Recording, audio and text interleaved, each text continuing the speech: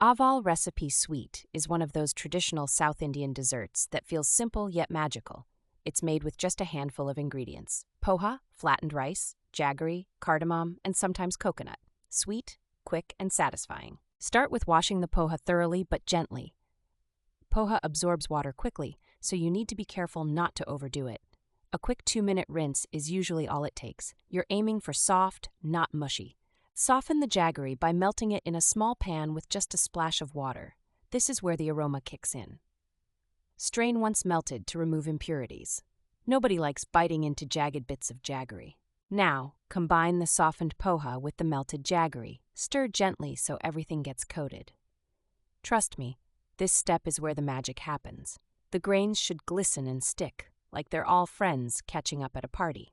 Add a sprinkle of freshly grated coconut to the mix. This is optional, but boy does it elevate the flavor. The sweetness of the jaggery and the mildness of the coconut balance each other perfectly. Cardamom is king when it comes to flavor.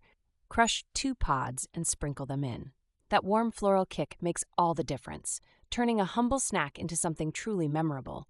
Mix in roasted cashews and raisins for texture. Fry them in a little ghee beforehand to unlock their full potential. If you're like me, these crispy bits are almost the best part. Here's a pro tip: always taste as you go. Jaggery sweetness can vary, so adjust based on your palate. Some people like it heavily sweet, while others prefer it more subdued. Both are delicious. The entire process takes 15 to 20 minutes, tops. It's perfect for those moments when guests drop by unannounced or when you're just craving something deeply comforting and nostalgic. People often ask if you can substitute jaggery with sugar. You can, but should you? Jaggery has that earthy, caramelized depth that sugar can't replicate. Take my word for it. Stick with jaggery. This sweet of all recipe is ridiculously versatile. Want to make it healthier? Go for red poha or organic jaggery. Looking for another layer of indulgence?